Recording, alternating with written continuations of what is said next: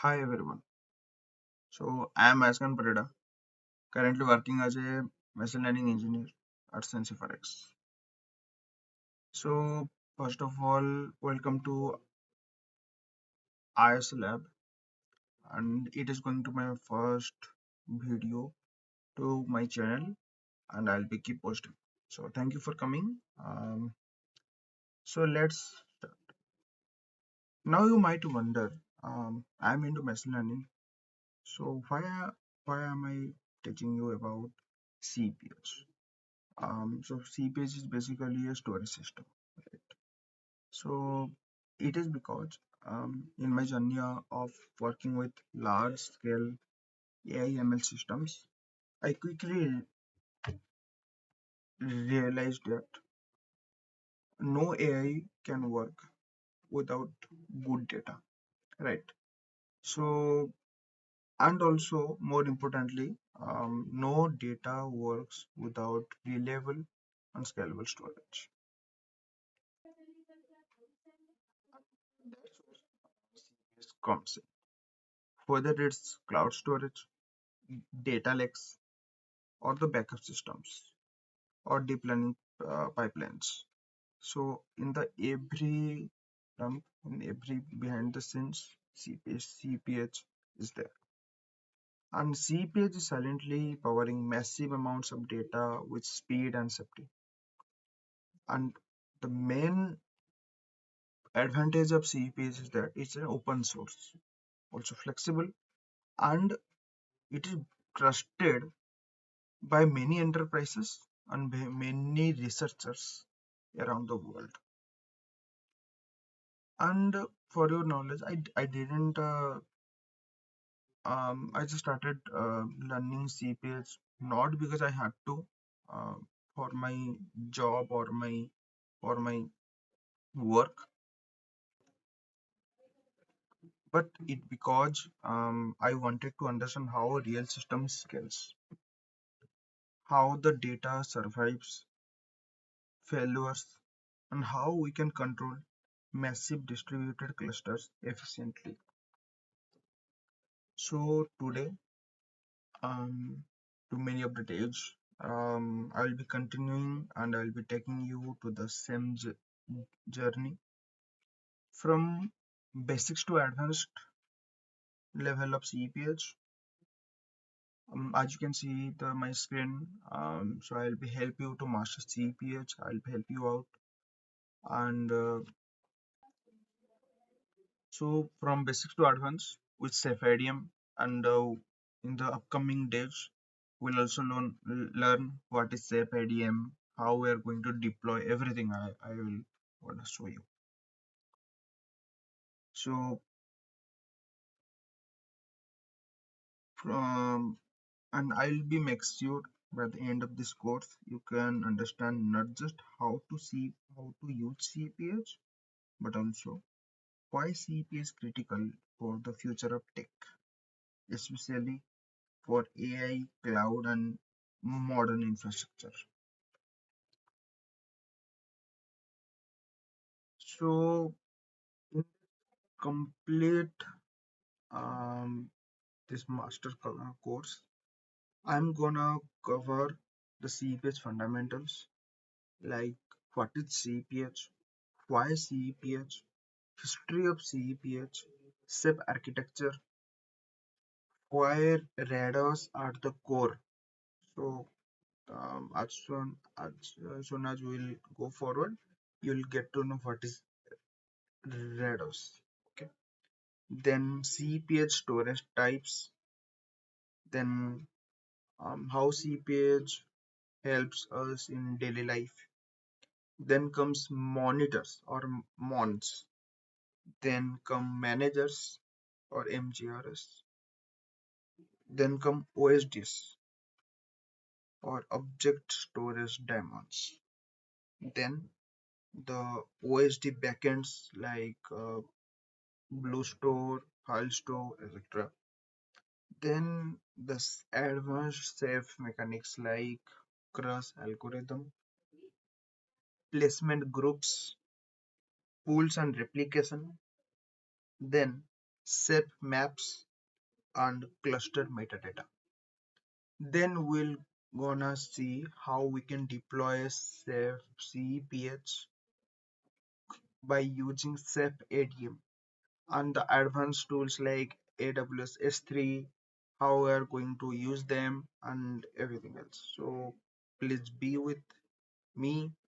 I'll be helping out to cover from basics to advanced level of CPH. So let's start from the first. Okay. So all right. So let's begin our SEP journey by understanding what actually CPH is.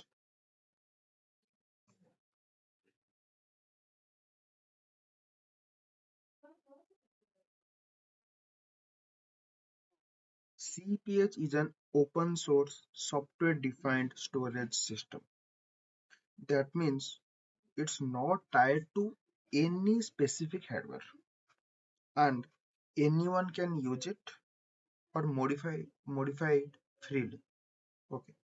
So it is very unique because it can give us three types of storage.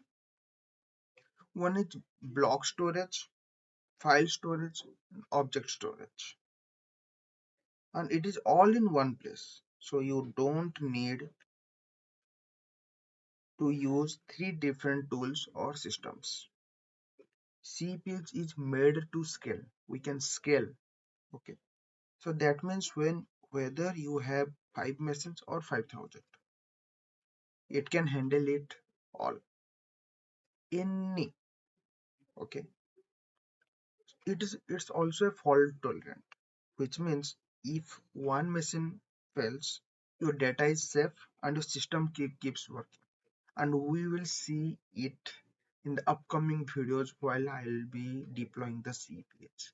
I'll be show how if one server fails or one machine fails, how your data is safe and the system keeps going. Okay. And do you know there is an amazing thing? It's self-healing. If something goes wrong or a disk fails, CPH automatically fixes it. It you don't need any human or a person to repair it. For more understanding, you can you ever used Google Drive or Google or iCloud? Just imagine building your own version of that. That's what where the CPH can help you out. So so here you can see the how the CPH works. So sorry, it is my printing mistake, writing mistake. So it is not crane, it's brain. Okay. And so next, go to the next slide. That is why CPH. Why we need CPH. So first is scalability. Traditional systems can't easily grow. If you want more storage, it becomes complicated nowadays. Do you know? Because when you are using Google Drive, right? So it for an normal Gmail account, it gives you 15 GB, and after 15 GB, either you have to prune the disk, means you have to clear some space, or either you have to clear means open a new Gmail account, or you have to purchase for more storage. Okay, so if you add more storage, like I said, you have to purchase, and it becomes costly and complicated too. But CPS can scale horizontally. That means you can keep adding new machines as needed, and it will just work. CPH will do everything automatically. Then next come high performance. CPH is designed for fast data access even when you have hundreds or thousands of machines. Then fault tolerance. If one server crashes or a hard drive dies, CPH will self-heal. No need to panic or manually fix it immediately. As I said to you before, it will automatically fix. No person is needed. Not no one. Next is what cost effective. CPage open source, no expensive licenses or no vendor lock-in required. You build what you need using the hardware you already have. Then it is unified storage. One system gives you block, the file and the object storage. You don't have to manage three separate tools. Everything will done by the CPH. And lastly, no single point of failure. Yes, obviously. Even if one part goes down, the system keeps working. That's what's making enterprise ready. That's why many enterprises, many big companies, they use CPH. You just think about different like Dropbox, Netflix, or cloud backup. They all need fast, scalable storage. And CPH is used in many of these cases behind the scenes. Next, so bef- when we're reading about something, we should know about the history, why CPH comes in. Okay, so let's know about some part of the history, how CPH comes in, everything. So let's take a quick look at how CPH was born and how it became what it is today. So it all started back in 2004 as a PhD research scientist, um, and it was a research project by Sedgwill at the University of California, Santa Cruz. So yes, CPH came out of an academic brain. The goal back then was simple but powerful: to create a system that is self-managing, self-healing, and scalable. By 2006, the first stable release came out. People noticed that even the early versions of CPH were very good at handling large-scale storage. So from the 2006, the people felt the CPH was very good at handling large-scale storage. Then in 2010, CPH officially became open source, which means developers and companies from around the world could start contributing to it and using it freely. Okay. In 2014, a major step happened. A company named Ink Tank, okay, which was built to support CPH commercially, got acquired by Red Hat, a big name in enterprise Linux and cloud. So today, CPH is used by cloud providers, AI platforms, big data companies, and enterprises across the globe. And now it has become serious alternative to costly commercial storage solutions. Next, let's learn about the CPH architecture. So now we're going to look at how CPH is structured, how different parts work together inside the system. And I'll be explaining you out by piece. So first we have CPH clients. These are your applications or systems that connect to CPH and ask to read or write data. These clients can use different interfaces like block, file, or object. Next come to RADOS.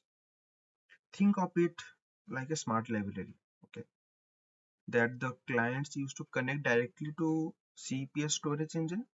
This is called RADOS. In the first slide I'll be explaining RADOS. So here it is the RADOS. The engine is called the RADOS. Okay. So next is RADOS. So what is RADOS? So RADOS stands for Reliable Autonomic Distributed Object Store. It's the core layer of CPH, and RADOS handles most of the important tasks like storing data, replicating it, checking if it's healthy or not, and recovering if there's any failure. So you can say RADOS, the core part, or is the center part of the CPH. Now let's talk about the different components inside RADOS. First is OSDs. OSD stands for Object Storage Daemons. These are the daemons that do the actual work of storing your data on the disk. Usually, there's one OSD for each physical disk. Okay. So then comes mons or monitors. These keep track of the whole cluster, who's online, who's down, and what's happening overall. They make sure that the cluster stays in sync. So in the future videos, in the upcoming videos, I will show you the mons, the dashboard of the CPS, how you can going to see everything there, how you can monitor everything there. I will be show you out. So then come the managers, or in the short form we tell MGRS. They give you extra features like dashboard, stats, metrics, and even API access to. Okay. Then, and if you are using a file system on the top of CPH, then you will also use MDS, that is metadata servers. They manage these file systems, directories, permissions, and help scale file access. And if I make it short, so you just imagine CPS like a smart city. Okay. So mons or monitors are like city administrators. Managers or MGRs are the data analysts. OSDs are the workers doing the heavy lifting. Okay. And the RADOS is the underground infrastructure keeping it all running. So basically RADOS is the center part. Okay. As you can see in the this image. Okay.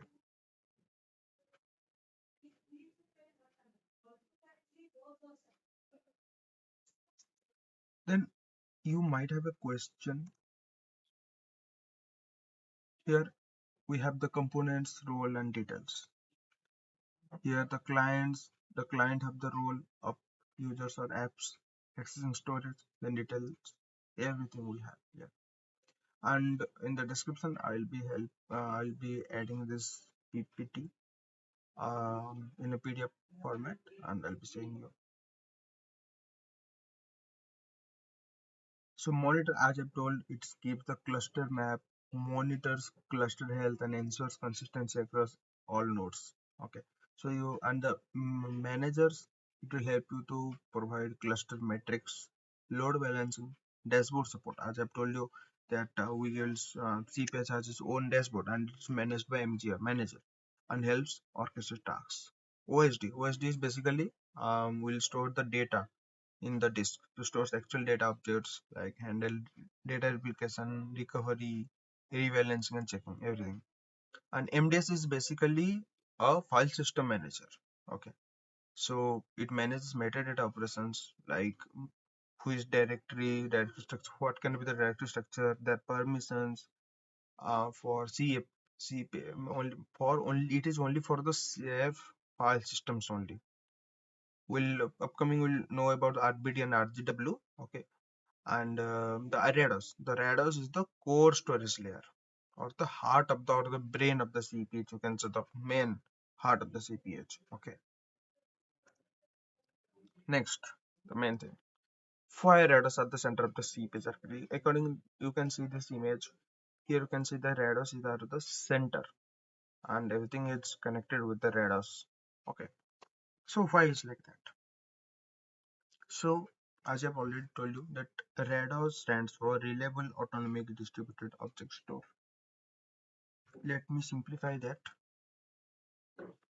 It's an engine that handles all the heavy work of storing, replicating, and healing your data across hundreds or even thousands of disks. So why is it at the core? Why you are saying that RADOS is at the core or in the center or at the heart of CPS? Why?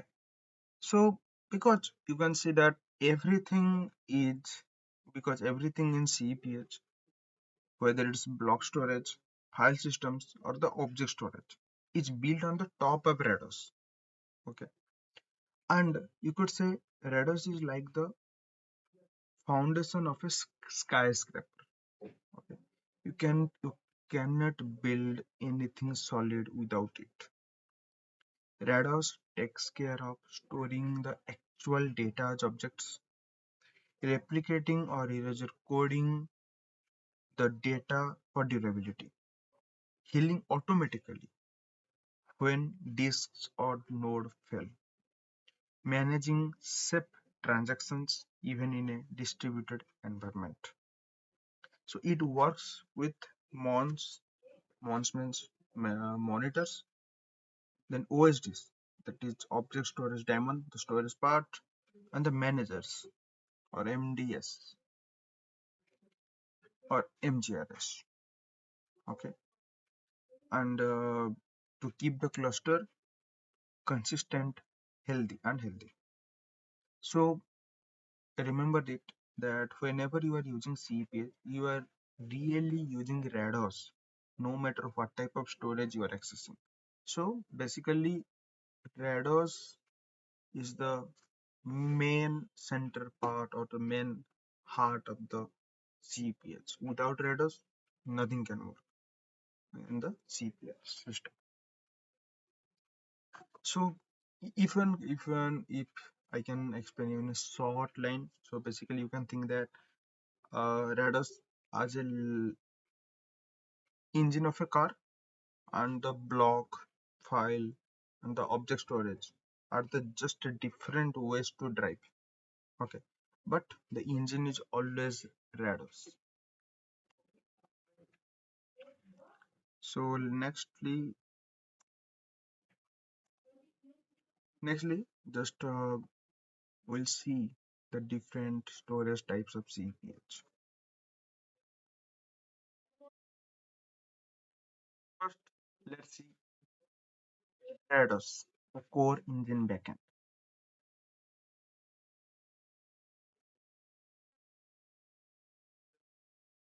As I've said, the CPH supports these four main access types, which is built on the top of RADOS. The first are RADOS, second RBD, then CPHFS, then is RGW. Okay, so first is RADOS.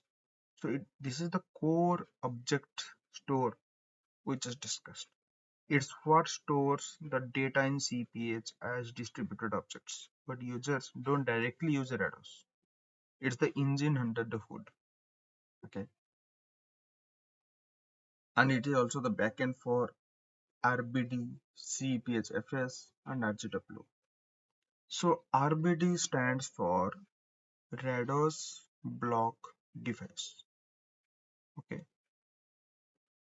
what CPHFS stands for?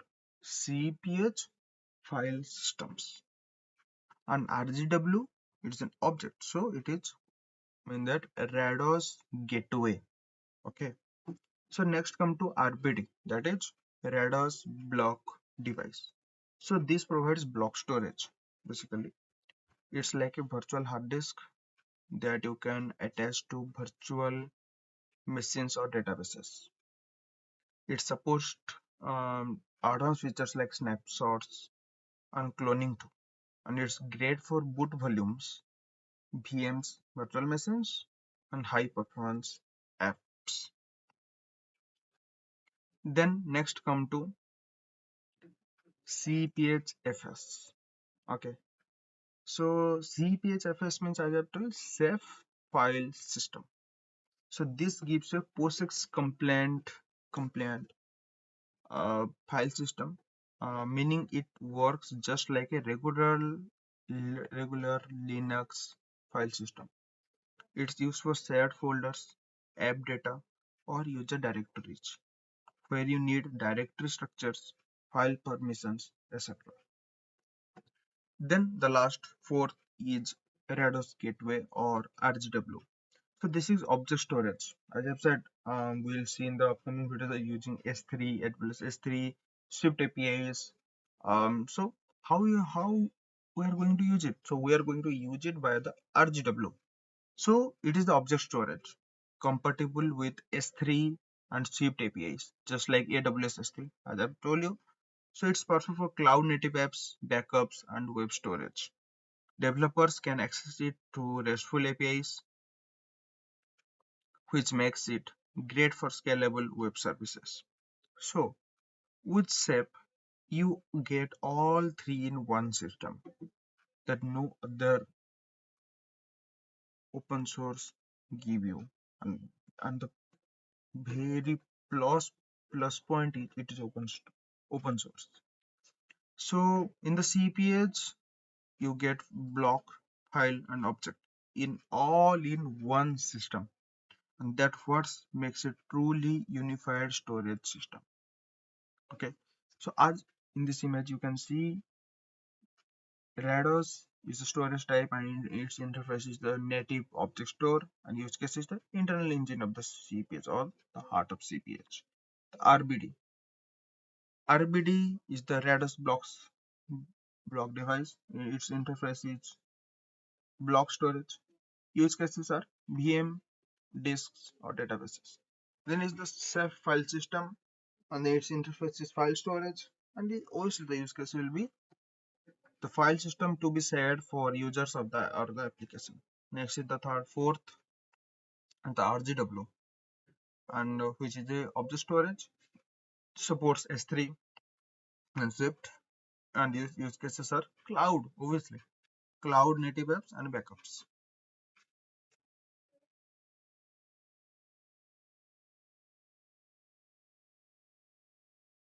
So let's wrap up the day one with the last slide of the day one.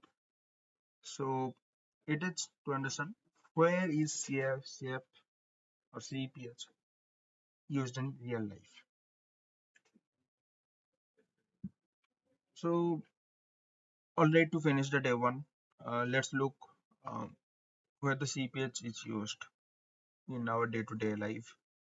So Ceph isn't just for labs or experiment. It's used in real production systems by big companies and organizations. Okay. So I have listed some of the few examples. So first is cloud infrastructure providers. So companies like OpenStack and DigitalOcean use CF to power their cloud storage. They need massive, reliable, and scalable systems, and Ceph gives them that. Okay. Next is enterprise backup and disaster recovery. So big companies use Ceph for long-term backup. Why? Why it is like that? Because Ceph is fault tolerant and can self-healing. It has the capacity of self-healing, which means your backup data is always safe. If any one server is failed, so Ceph is not going to stop. Then comes in the big data and AI ML workloads. So when you have huge amounts of unstructured data like images, logs, or training data sets and all, Ceph is the great choice to store and manage the data efficiently. Whenever we want a large scale of data, everything we can. The Ceph is the first and the great and best choice, I can say. So next comes the telecom and 5G networks. So these companies, um, there are many companies who use Ceph to store fast moving data like voice and network traffic. Ceph's performance and scalability make it ideal for this. Okay. Next, the last point I have added like research institutions and universities. So in these places for the scientific work like DNA sequencing or climate modeling, often generating petabytes of data. Okay. So it generates many in a very large scale of data, often generating the petabytes of data too. So the CPH helps them to store and process it reliably. So you see, CPH is not just some theoretical system. It is already powering critical systems all over the world.